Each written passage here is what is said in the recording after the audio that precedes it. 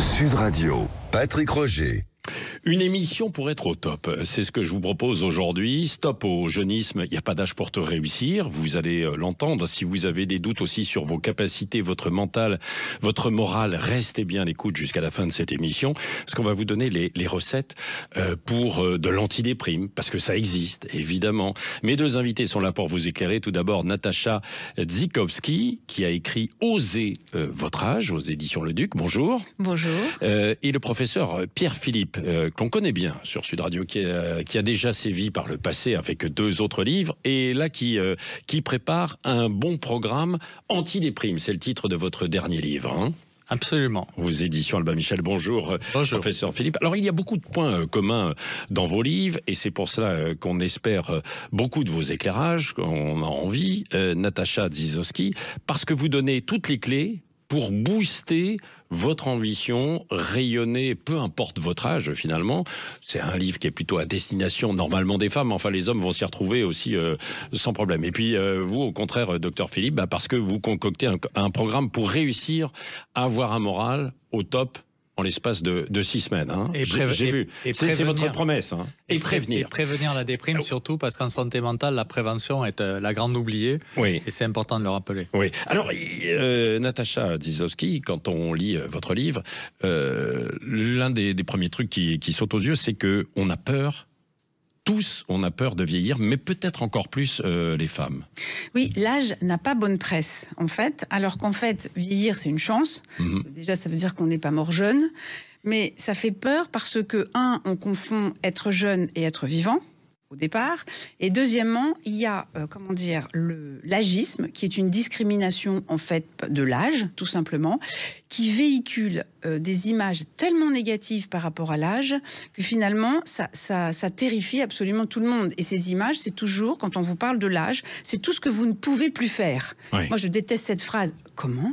Mais tu vas porter ça, mais pourquoi pas? Parlez bien, proche du micro, oui. Donc, en fait, c'est tous les moins aussi. C'est-à-dire que vous remarquerez que quand on parle de l'âge, on a l'impression qu'en fait, il y a un espèce d'âge d'or. Voilà, donc on a construit ça. Hein. Donc, il y a un âge d'or, ce serait entre 30 et 40 ans. C'est 30-40 ans.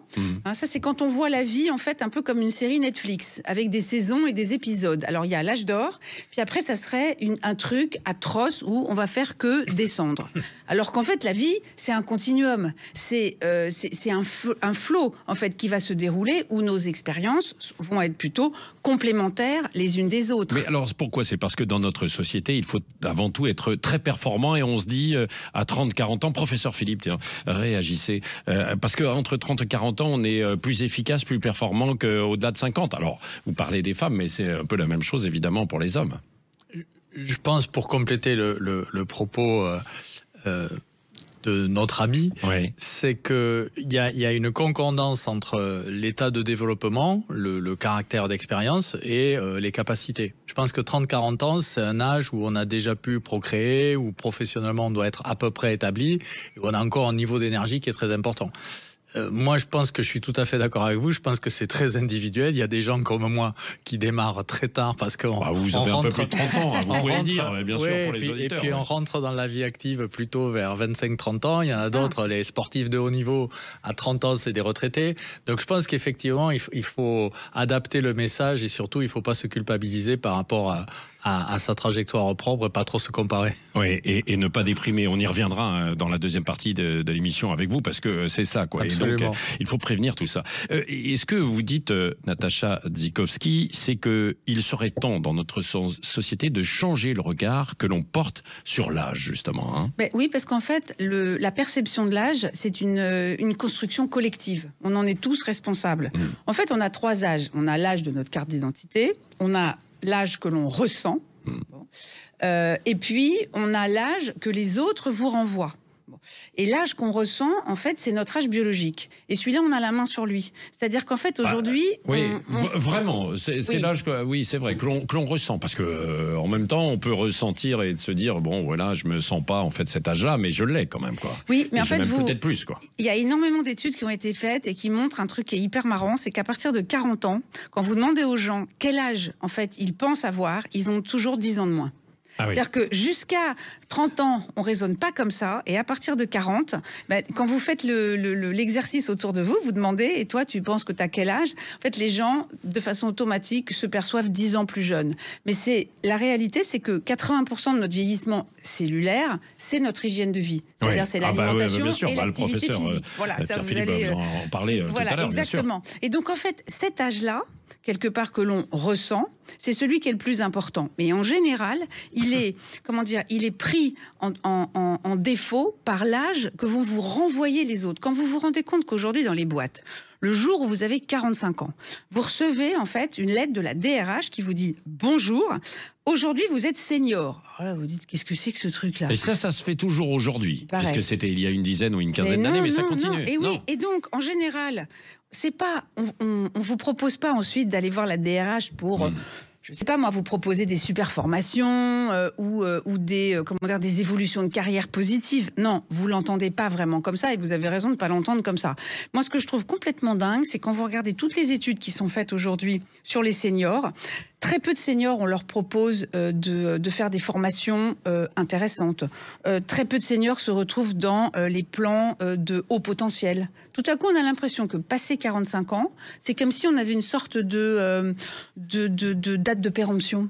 Ouais. En fait, vous voyez. Et ça, c'est toujours valable, malgré le fait qu'on a reculé l'âge de départ de la retraite et que l'on dit en France, il faut améliorer notre taux d'employabilité, c'est bien le terme, des plus de 50-55 ans. Quoi. Oui, alors ça, c'est tout le déclaratif. Oui. Et vous aurez remarqué que toute la réforme de la retraite, il devait y avoir ce volet-là, avec, je dirais, des politiques un peu coercitives. C'est-à-dire que quand vous regardez la loi Copé-Zimmermann sur la place des femmes dans les conseils d'administration. Oui, ça remonte à une petite dizaine d'années. Oui, le résultat, vous l'avez aujourd'hui. De plus en plus de femmes ont intégré les conseils d'administration parce que ça a été décidé, ça a été voté aujourd'hui. S'il y avait une vraie loi avec des quotas sur les seniors et avec des amendes quand on vire les gens à partir de 50 ans uniquement parce qu'ils ont 50 ans, je pense que là, ça permettrait vraiment de faire évoluer les mentalités. Parce que les gens de 50 ans, ils sont pas moins créatifs, ils sont pas moins bosseurs que les autres. Normalement, même, ils sont peut-être dégagés de certaines préoccupations matérielles, comme on l'évoquait en fait tout à l'heure, et donc peut-être plus disponibles, quoi, non ? Mais bien sûr.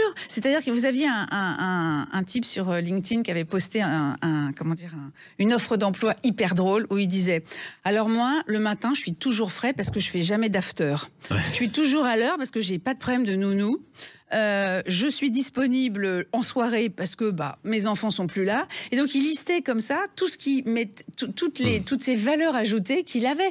C'était fait sur le ton avec beaucoup d'humour, mais il avait raison. C'est-à-dire qu'en fait, moi, je sais qu'aujourd'hui, je travaille beaucoup plus vite que quand j'avais 20 ans de moins. C'est normal, puisque vous avez les accumulé... capacités physiques, avec l'âge, professeur Philippe, vous pouvez intervenir, elles ne s'altèrent pas un petit peu tout de même ? Et on travaille un peu moins vite ? Alors, je pense que ce qui est important dans le domaine du travail, c'est l'interaction avec l'environnement. Donc, si vous avez une énorme expérience, vous allez aller sur des choix beaucoup plus rapides et beaucoup plus directs, et vous allez optimiser en fait l'interaction.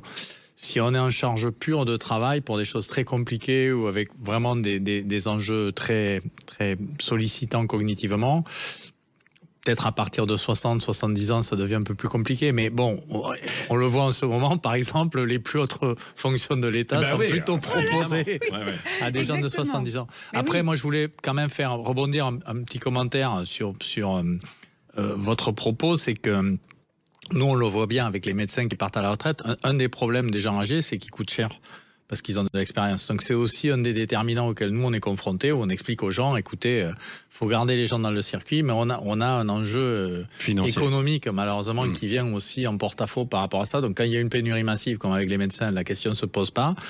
Mais sur d'autres emplois, on a vu souvent des gens justement qui étaient rejetés parce qu'il y avait un coût qui était significativement plus élevé. Donc c'est un problème vraiment sociétal complexe. C'est ce que l'on vous met, ce qu'on vous balance à la figure, Natacha Dzikowski, non ? C'est-à-dire que vous coûtez trop cher, vous êtes moins efficace, donc à partir de 45-50, merci, au revoir, quoi. Non ? Exactement. Et ça arrive en permanence dans les entreprises. Et c'est pour ça que je pense que dans le volet de la loi sur les seniors, il fallait parler des allègements de charges. C'est-à-dire que plutôt que de dire qu'on va faire travailler les seniors à mi-temps ou 3/4 temps, ou les faire travailler à plein temps et les payer en fait fait 3/4 de temps, ça c'est pas du tout normal. Ouais. En revanche, qu'il y ait des allègements de charges pour maintenir les seniors dans l'emploi, ça serait intéressant. Et puis en plus après, ce fameux coût. C'est relatif par rapport à ce que vous produisez. C'est-à-dire que moi, je pense que les seniors, quand même, ils ont une capacité à résoudre des problèmes complexes supérieure aux gens plus jeunes qui n'ont pas la même expérience. Si l'expérience sert à quelque chose, c'est à gérer cette complexité. Et donc, cette histoire qu'on est trop cher, c'est quelque chose, je trouve, qui est extrêmement hypocrite parce que la valeur travail, c'est par rapport aussi à ce que vous produisez, en fait, en face. Donc, mais s'il y a un sujet qu'on devrait avoir, on l'a jamais. C'est-à-dire qu'on va vous dire, bon, bah, t'es trop cher, au revoir. Alors que si on disait à la personne, écoute, voilà, je te mets sur la table, voilà ce que tu coûtes à l'entreprise. Moi, aujourd'hui, j'ai tel et tel problème. Comment on peut négocier? Peut-être tu peux passer une partie de ton salaire en honoraire, si tu veux bien être travailleur indépendant. Je sais pas, mais au lieu de virer les gens de façon raide, de discuter. Est-ce que ce n'est pas en train un peu de changer avec certains qui, depuis le Covid, veulent voir la vie autrement? Donc, alors, ça arrive chez des générations plus jeunes qui se disent bon, finalement j'ai fait des études mais je ne vais pas poursuivre dans cette branche, je vais essayer de faire quelque chose qui a du sens. Est-ce que c'est un peu la même chose à partir de 45-50 ans? Eh ben, en fait, ça, c'est, comment dire, une des légendes urbaines. On dit toujours, oui, à partir de 45-50 ans, les femmes, vous avez envie de faire autre chose. Non, c'est pas vrai. Les femmes, les hommes aussi, peut-être. Oui, mais souvent, on nous l'envoie, ça, dans la figure. En fait, c'est pas vrai. On n'a pas forcément envie de faire autre chose. On peut tout à fait avoir envie de continuer à faire le job qu'on aime faire, mais on n'a pas envie de se retrouver, en fait, placardisé ou moins bien traité. Vous voyez, c'est ça. Mais non, moi, je pense que l'âge, en fait, ce n'est pas un biais par rapport... Ça ne devrait plus être un biais dans la gestion des carrières et de l'ambition des femmes. Et qu'aujourd'hui, la problématique, elle est d'autoriser, en fait, cette ambition et ces carrières féminines. Parce que derrière l'ambition, vous remarquerez, c'est un mot féminin, oui. Mais quand on dit ambition et femme, les mots qui arrivent, ce sont des mots toujours très négatifs pour qualifier les femmes ambitieuses. Alors qu'un homme ambitieux, on trouve ça tout à fait normal. Ouais. Oui, parce qu'il y a un lien au pouvoir qui est le masculin égale le pouvoir et le féminin égale le don de soi, on s'occupe des autres. Oui, mais enfin, on peut aussi avoir envie d'avoir une carrière et vouloir être une femme de pouvoir. Mais ça, aujourd'hui, c'est pas très bien vu. C'est pas encore. C'était pas encore très bien vu. Allez, nous allons continuer d'en parler avec vous, Natacha Dzikowski. Osez votre âge, libérez votre puissance. C'est aux éditions Le Duc. Et puis toutes les bonnes recettes aussi pour bien terminer cette année et bien commencer la suivante. Antidéprime avec le professeur Pierre Philippe, grand spécialiste en fait du sommeil au CHU de Bordeaux et qui vient de rentrer. Vous avez de nouvelles fonctions depuis récemment. Oui, très récemment. Bon, on en reparlera dans un instant. Évidemment, sur Sud Radio, restez bien avec nous. Sud Radio, Patrick Roger. Garder le moral dans toutes les circonstances. C'est le fil conducteur finalement de cette émission avec le professeur Pierre Philippe qui a écrit Antidéprime, un moral au top en 6 semaines. Et parmi les recettes, vous allez nous en parler, il y a notamment la prévention et le sommeil. Vous qui êtes spécialiste en fait du sommeil. Ce qu'on va voir dans un instant. Et Natacha Dzikowski, vous l'avez entendu, osez votre âge, libérez votre puissance, toutes les clés pour booster votre ambition et rayonner. Juste avant la pause, tout à l'heure, vous parliez en fait justement aussi de l'ambition. Est-ce que tout cela... ce n'est pas une question de mental et de confiance en soi, et que l'on peut perdre, eh bien évidemment, si on commence à nous déstabiliser à partir du moment où on vous dit « Ah, vous êtes senior, vous coûtez un petit peu cher pour la boîte, on va voir ce qu'on peut faire ». Mais bien sûr, vous avez 100% raison. C'est la confiance en soi qui est en fait le grand déterminant pour poursuivre sa carrière au-delà de 45-50 ans. Et la confiance en soi, en fait, c'est un muscle. C'est-à-dire qu'on ne naît pas avec confiance en soi. La confiance en soi, en fait, ça s'acquiert. C'est une compétence qui s'acquiert par les actions que l'on fait. Et plus, en fait, on fait des choses, et plus on se prouve tout ce dont on est capable de faire, et c'est ce qui fait monter en fait le niveau de la confiance. Et moi, il y a un exercice que j'aime bien faire, c'est qu'on passe notre temps à faire des to-do list, vous savez. Oui, voilà. Il faut que je fasse ci, il faut que je fasse ça, aujourd'hui, la semaine prochaine, dans un mois, bien sûr. Oui. Eh bien, il y a une astuce qui est de faire la did list, c'est-à-dire la liste de tout ce que vous avez fait. Oui. donc dans votre journée ou dans votre semaine, peu importe, des petites et des grandes choses. C'est pas forcément grimper l'Himalaya en tongs, hein, c'est des choses très simples. Et en face de chaque chose que vous avez faite, d'inscrire la compétence que vous avez mobilisée pour réussir à faire cette action. Bon, ça peut être simple, hein, ça peut être faire en sorte que mes enfants aillent au lit à 20h. Bon, qu'est-ce que j'ai fait? Quelles compétences? Négociation. Parfait. Réussir à faire ça et ça. Et à chaque fois, vous notez la compétence. Et n'empêche que quand, après, vous relisez vos petites listes, vous dites « Ah ouais, je sais faire tout ça, moi ». Et là, tout à coup, ça booste la confiance en soi. C'est fondamental de faire ça. Parce qu'une fois que vous avez confiance en vous, vous pouvez ouvrir les portes. Parce que qu'est-ce qui fait que vous allez garder votre employabilité au-delà de 50 ans? C'est de réussir à être audible, visible et crédible. Bon. Mais pour faire ça, ça veut dire que vous allez parler de vos réalisations. Les femmes, vous remarquerez, elles ne parlent pas de ce qu'elles font. Ou quand elles ont réussi quelque chose, elles vous disent toujours « Ah non, mais là, j'ai eu de la chance ». Non, t'as pas eu de la chance. T'as bossé et tu as gagné ce contrat. Mais elles vous le diront pas comme ça. Oui, c'est vrai. Et pour ça, vous avez une méthode, d'ailleurs, comme le professeur Pierre-Philippe, qui a, lui, une méthode aussi en 6 semaines pour garder, en fait, le moral et anti-déprime. Et vous avez la méthode SMART. J'ai vu ça, en fait, pour vous fixer des objectifs et avancer. Dites-nous un peu ce que c'est. Spécifique, mesurable, atteignable, réaliste, temporel. Ça, c'est la façon de définir ses objectifs. Voilà, c'est ça, pour pouvoir avancer, quoi. Parce que si vous vous dites juste, je veux faire X et que le truc, ça a l'air d'être une énorme montagne à gravir, ça va pas marcher. En fait, c'est trop loin. Alors que quand on découpe en petits monticules les objectifs en les rendant atteignables et faisables, eh bien, on réussit beaucoup mieux et surtout, on peut les planifier. C'est-à-dire que moi, si demain, je me fixe, je vous dis n'importe quoi, comme objectif de faire un marathon l'année prochaine. Bon, bah, très bien. Qu'est-ce que je dois faire pour faire mon marathon l'année prochaine? J'utilise cette méthode SMART et je liste tout ce que je dois faire et dans l'ordre, je commence. Mais est-ce qu'on ne met pas une pression supplémentaire en faisant ça? Au contraire, vous allégez votre mental. Ah bon? Vous allégez votre mental parce que, en fait, vous faites descendre la pression puisque, en fait, vous listez. Oui, mais alors, quand professeur Philippe, vous êtes d'accord, non? Ou pas? Quand on se fait une liste, justement, de tout ce que l'on doit faire avec des objectifs, etc., on se met une pression. Ou au contraire, on voit en avançant qu'on va réussir. Alors, il y a plusieurs tiroirs dans la proposition de madame. Il y a un élément très important qu'on a montré, on l'a publié d'ailleurs l'année dernière dans une revue internationale américaine, et d'autres l'avaient montré, c'est que si vous proposez aux gens de faire un simple suivi, sans intervention spécifique, en disant juste, par exemple, monitoriser votre sommeil, les gens améliorent naturellement leur sommeil. Nous, on a trouvé 15% d'amélioration juste en le monitorisant. Il y a une raison à ça, c'est que si vous prenez vos 7 dernières nuits, il y en a peut-être une qui a été horrible, 2 pas bonnes, 2 à peu près acceptables et une plutôt sympa. Si vous faites la moyenne, vous aurez toujours un chiffre meilleur que si vous vous concentrez que sur la pire. Donc l'idée de commencer à se monitoriser, c'est déjà instruire une routine qui fait qu'on va mettre à distance un petit peu le niveau de stress.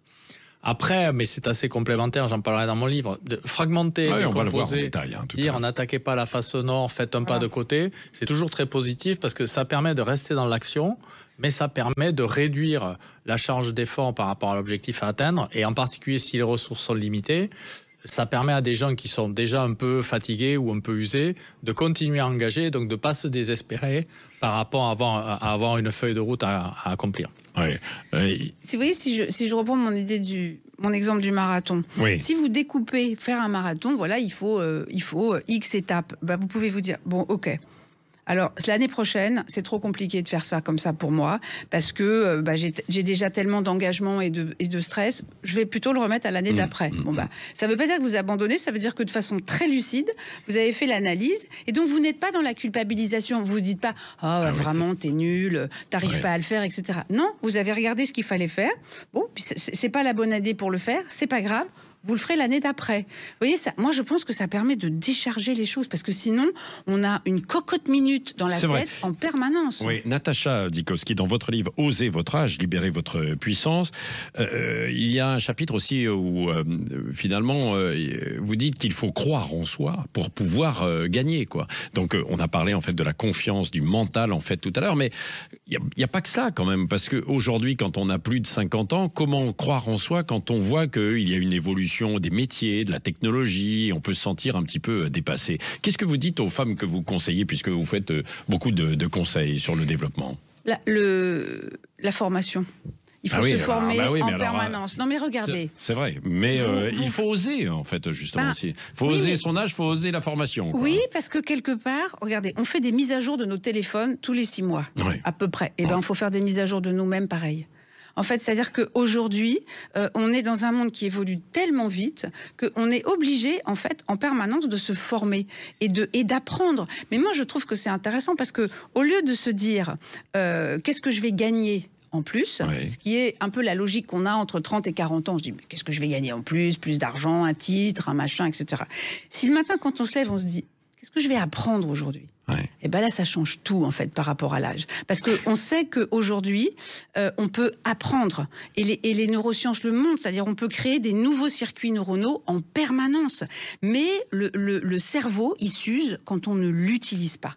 Et plus on va être dans l'apprentissage, et ben plus, en fait, on va se développer. Et donc, on va nourrir cette confiance en nous. Professeur Philippe, on le dit aussi beaucoup pour certaines personnes qui continuent de travailler au-delà de 60, 70 et même 80. Ces personnes disent oui, mais je le fais parce que ça me maintient. Je suis en pleine forme, mais ça me maintient, quoi.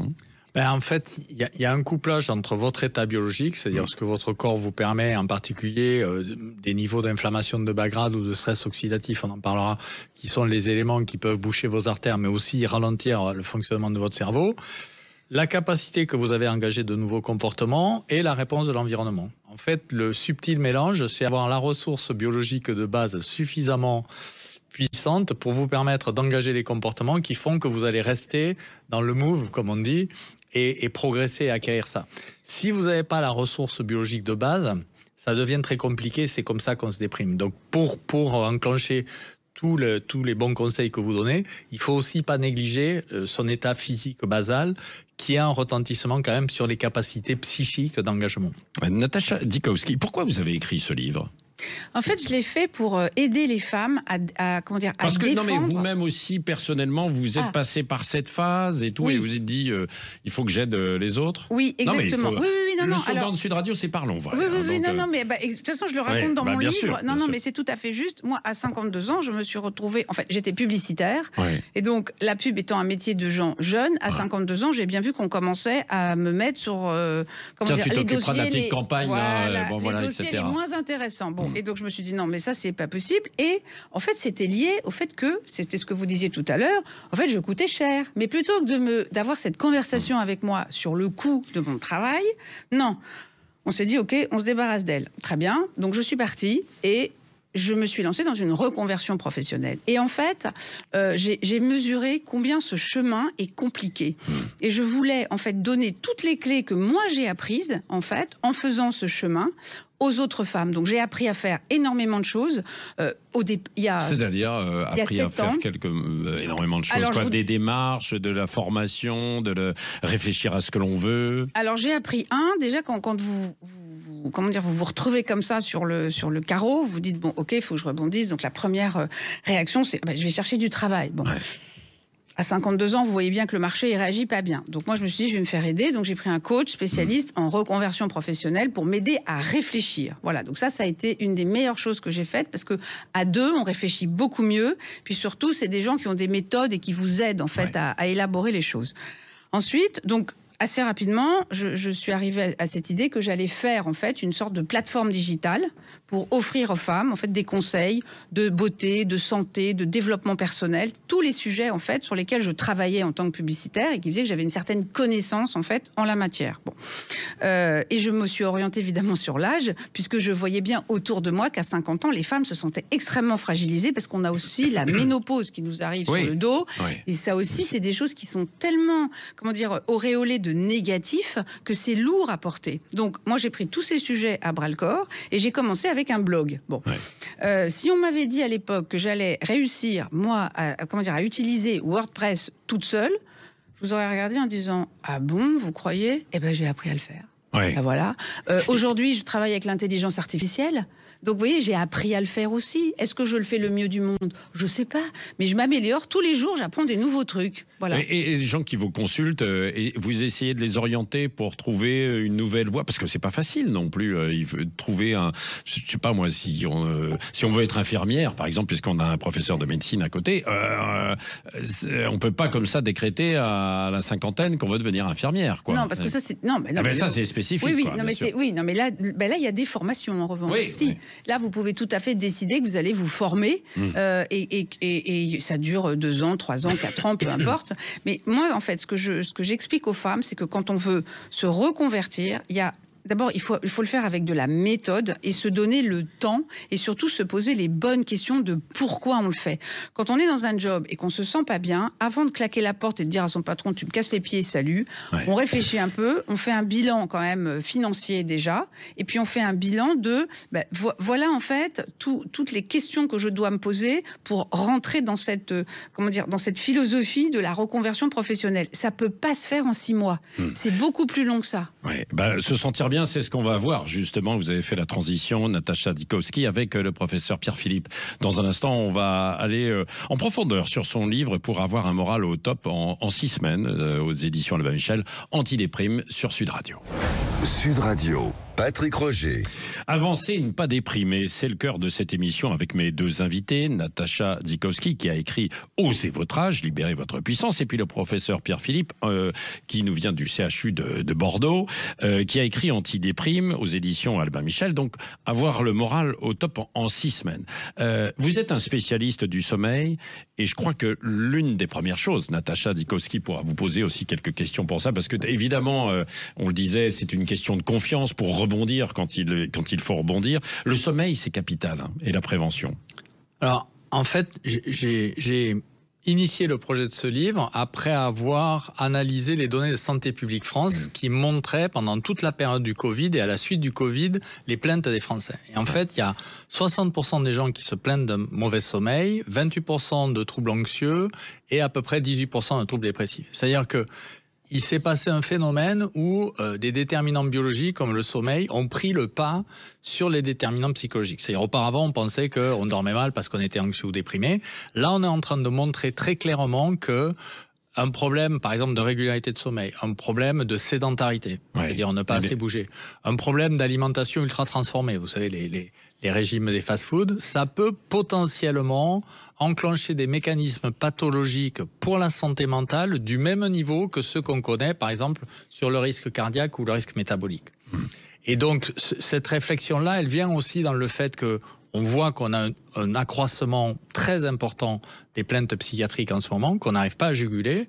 On n'a pas assez, malheureusement, de soignants et on n'en aura pas assez. Il y a une crise dans la psychiatrie, en fait, aujourd'hui. Mais je pense qu'il y a une crise dans la santé au sens large, au vu du vieillissement de la population, de l'explosion des plaintes. Et donc, il faut inventer un nouveau modèle. Et ce nouveau modèle, il a été initié quand même par le gouvernement. C'est-à-dire, il y a vraiment une campagne de prévention. Il y a un programme qui s'appelle Mon bilan prévention santé, où aux 4 âges de la vie, on vous demande de vous évaluer. Ce que j'ai voulu faire avec Antidéprime, c'est donner des principes de vérité biologique qui sont malheureusement pas assez compris. Par exemple, un des chapitres s'appelle « Mort au diktat des 365 jours au top ». Oui, parce qu'on ne peut pas toujours être au top. Quoi. Alors, vous êtes bien d'accord, Natacha. On vous explique que le moral, ça doit être tout le temps en haut, alors que le sommeil, vous le savez, il y a des moments où on est éveillé, il y a des moments où on est endormi. La satiété, c'est pareil, il y a des moments où il y a faim et puis des moments où on a moins faim.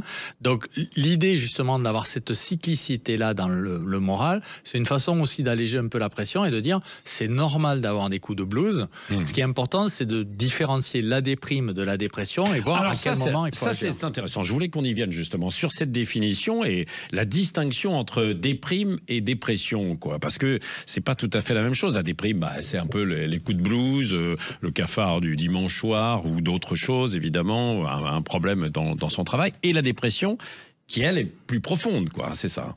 Alors, il y a 2 dimensions qui discriminent cet état qu'on pourrait presque qualifier de physiologique, la déprime, qui sont les petits coups de blues liés à la vie, et puis vraiment la dépression qui peut devenir une maladie. C'est d'une part l'intensité, d'autre part la durée. Donc ce qu'on sait, c'est qu'à peu près, si on prend 8 symptômes cardinaux, comme par exemple mal dormir, être anxieux, être triste, avoir du mal à se concentrer, d'accord ? Si vous avez ces symptômes-là 1 à 2 jours par semaine, et que c'est un nombre assez limité, par exemple je dors mal ou je suis un petit peu anxieux, vous pouvez vous définir comme étant déprimé. Si vous avez par contre ces symptômes-là plus de 3 jours par semaine depuis plus de 15 jours, c'est la définition du DSM-5, qui est un peu notre bible pour les psychiatres de qualification des troubles de l'humeur. Et là, on peut considérer que vous êtes en train de rentrer dans un état dépressif. Donc le premier élément important du livre, c'est justement de se cataloguer. Oui, déterminer. Pour dire où est-ce qu'on en est et voir en particulier si c'est associé à un problème de sommeil, si c'est plutôt de la fatigue, si c'est voire même de la somnolence ou si c'est vraiment de la alors dépression. D'ailleurs, quand vous dites il y a un petit coup de blues 1 ou 2 fois par semaine, ce n'est pas nécessairement une vraie déprime. Ça peut être aussi lié à son travail, sa vie personnelle, des petites choses qui ne vont pas. Ou est-ce que c'est vraiment de la déprime ? Alors, si c'est régulier, c'est de la déprime. Alors, ce que vous dites. Dans le livre, j'ai pris le parti pris de dire que déprime, c'est quelque chose qu'on peut combattre avec son comportement. Oui. Dépression, c'est quelque chose où il faut faire attention, il faut vraiment mettre les bouchées doubles, voire même il faut aller consulter. En ce moment, on subit beaucoup d'agressions. Le contexte est très compliqué, on a une instabilité politique, on a une instabilité aussi affective, parce que le monde est difficile, tout le monde cherche à se repositionner. Et donc, c'est normal de se poser des questions.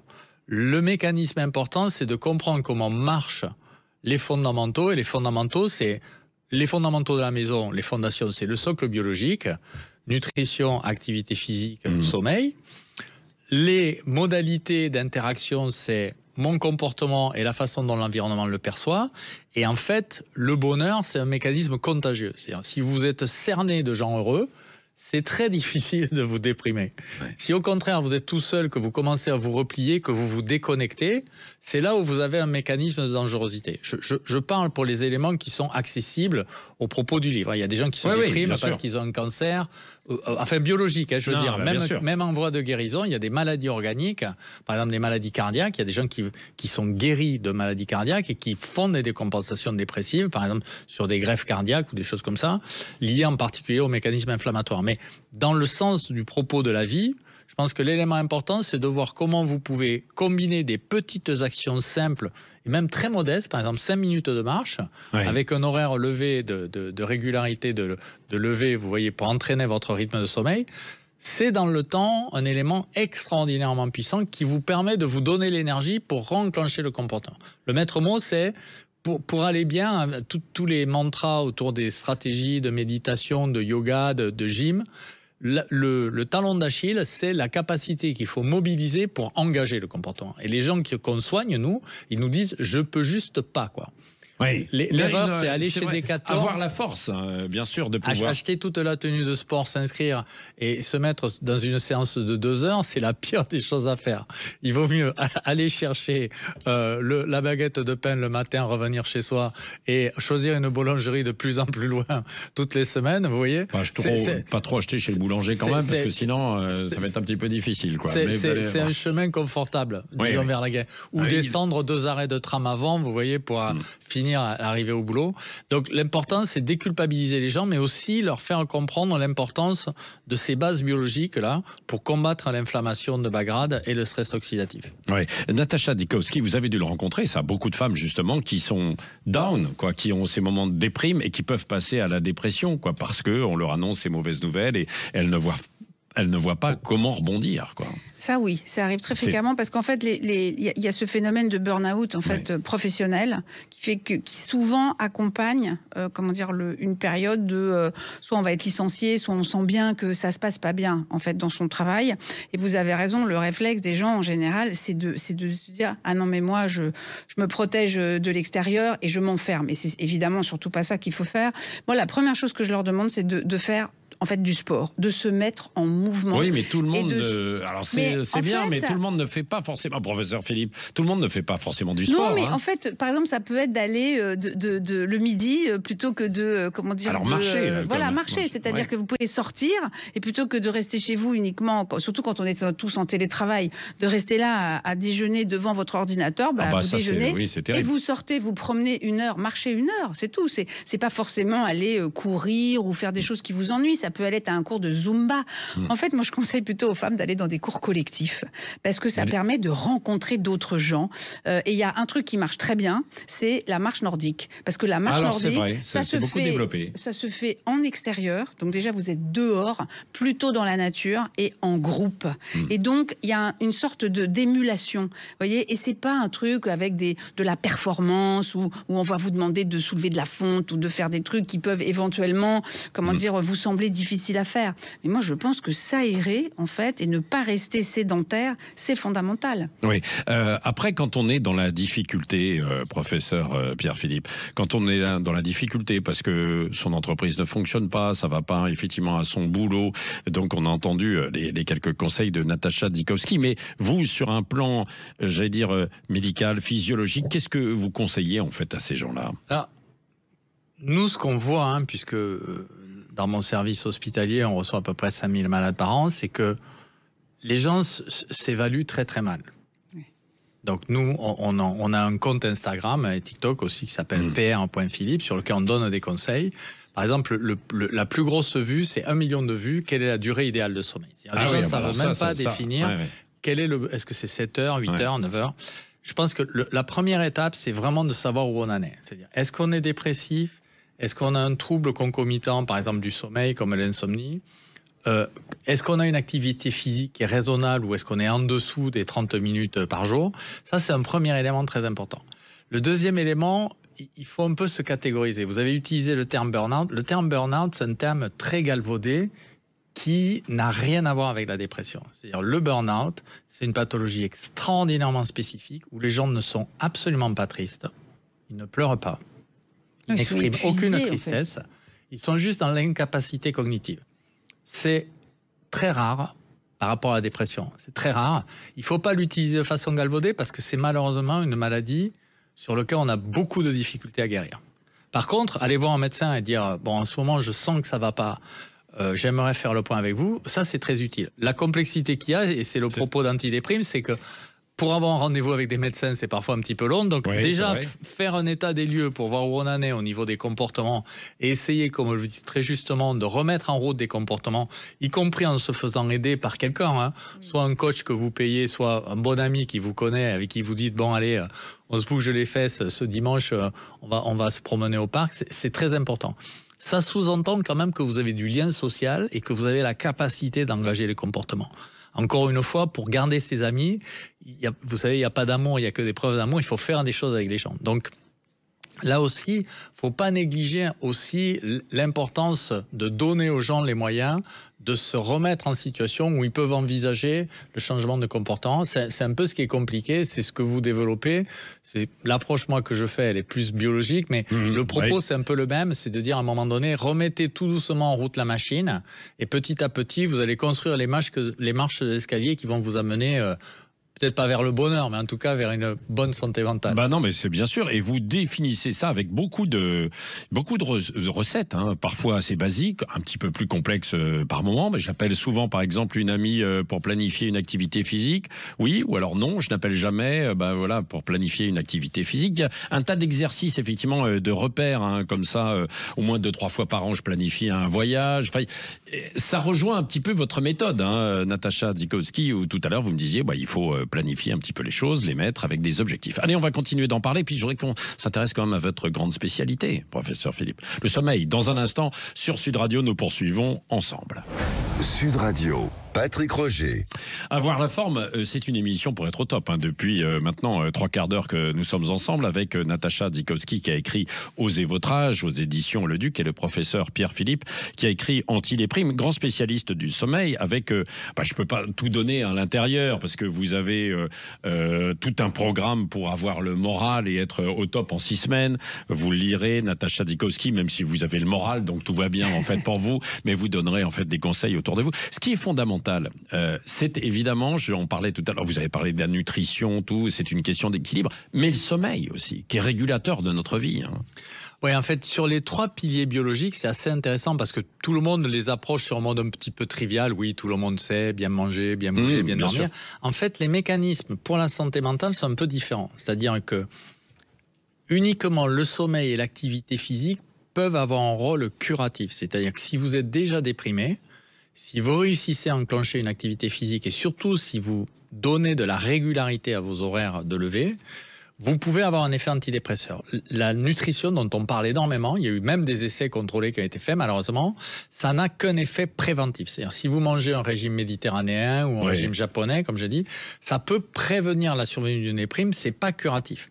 Donc c'est aussi important de comprendre, en fonction de votre niveau, quelle mécanique vous pouvez enclencher, et le sommeil, c'est probablement un des déterminants les plus mal menés, parce que c'est un déterminant les plus mal connus. Les gens, par exemple, sont obsédés par la durée de sommeil, alors que nous, on est en train de montrer que c'est la régularité qui est probablement le mécanisme le plus important. Ce qui n'est pas toujours simple, quoi, évidemment, parce que on a une vie, on va sortir, on bougera. Là, c'est la période des fêtes, évidemment. Mais ça, on peut se permettre quelques petits écarts, quoi. Alors, nous, ce qu'on a montré, on a fait pas mal de publications là-dessus. Bien sûr. On a montré, par exemple, que si vous bougez de plus de 2 heures votre heure de lever et de coucher entre la semaine et le week-end, vous avez 2,5 fois plus de chances d'attraper le Covid ou une grosse grippe. Ouais. Parce que ça immunodéprime.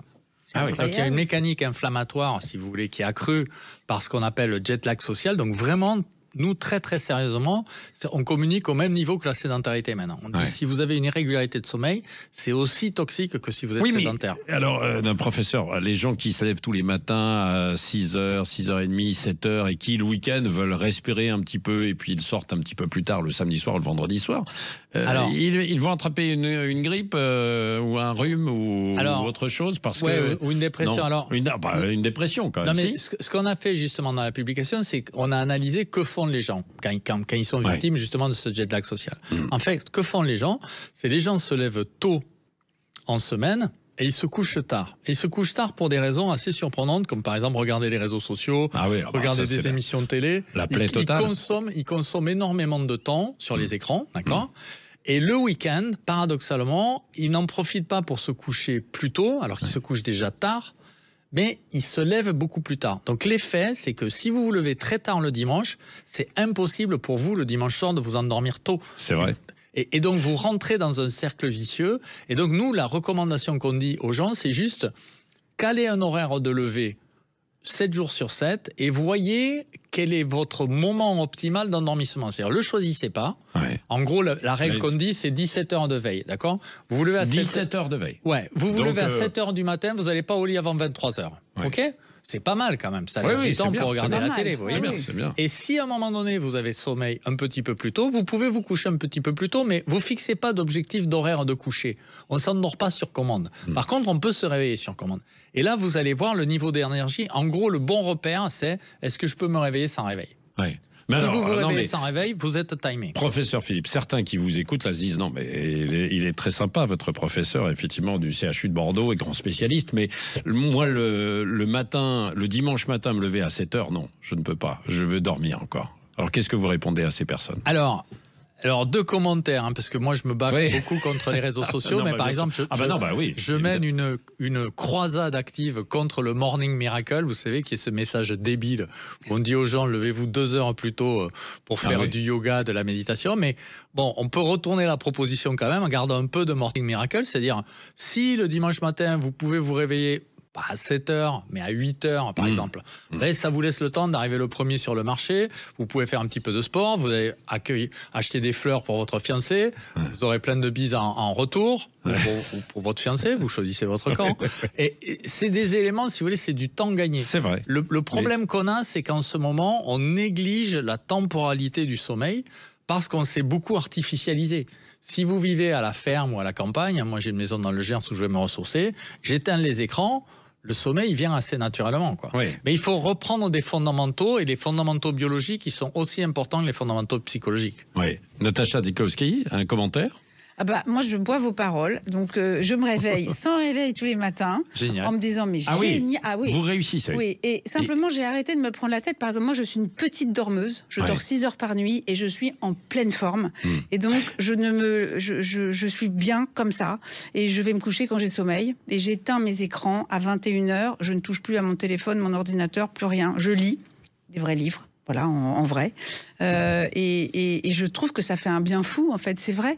Et dans ma chambre, il n'y a aucun objet électronique, il n'y a pas de téléphone, il n'y a pas de bip, il n'y a pas tout ça, quoi. Donc, vous êtes une extraterrestre, là, aujourd'hui. Non, mais je vais vous dire, non, mais parce que simplement, le sommeil m'a beaucoup intéressé. Vous avez raison, c'est un régulateur qui est fondamental, ne serait-ce que pour éviter toutes les maladies inflammatoires graves, en fait. On a besoin de bien dormir. Et que, en fait, sans se stresser sur ce sujet-là, il faut juste regarder comment on fait pour bien dormir. Et donc, c'est vrai qu'en lisant plutôt des publications scientifiques, on voit qu'il y a quand même un certain nombre de choses à faire, et notamment sur la régularité. Moi, je me lève tous les jours à la même heure, samedi et dimanche compris, je suis debout à 6 heures. Je suis debout à 6 heures parce que je suis réveillée, je suis content, je me dis, mais chouette, il y a une nouvelle journée qui commence, allez, hop, je me lève. Après, on peut quand même se donner un peu de plasticité, c'est-à-dire, on n'est pas dans un régime stalinien biologiste, c'est-à-dire, le 31 décembre, on a le droit on va y venir à la sieste. Moi, le 31 décembre, on a le droit de se coucher à 5 heures du matin, et si c'est surtout avec des amis, ça fera du bien de se retrouver. Le principe, c'est quelle est la dose nécessaire et quelle marge de manœuvre vous avez par rapport à votre confort mental.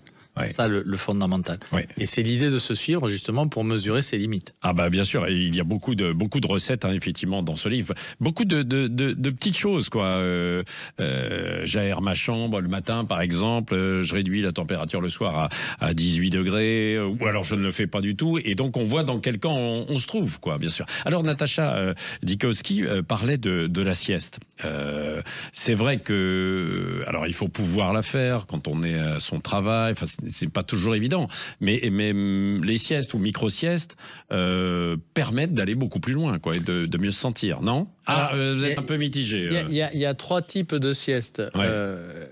La première sieste, c'est la sieste, on va dire, crapuleuse, où vous dormez ou pas, et c'est très agréable. Elle est vivement vous remettez en forme, quoi.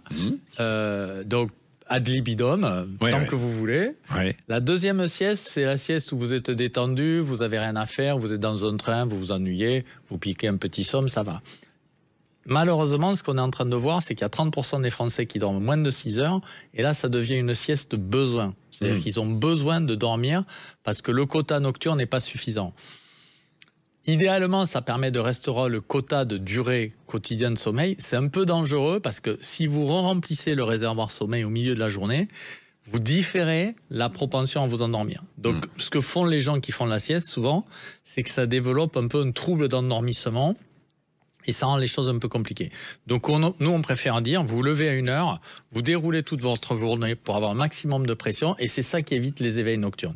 Beaucoup de gens, en fait, se plaignent d'éveils nocturnes. Ils se plaignent d'éveils nocturnes parce qu'ils n'ont pas assez de pression de sommeil, et plus on vieillit, plus on a besoin d'avoir de la pression. Donc, l'idée, c'est justement d'allonger la durée d'éveil.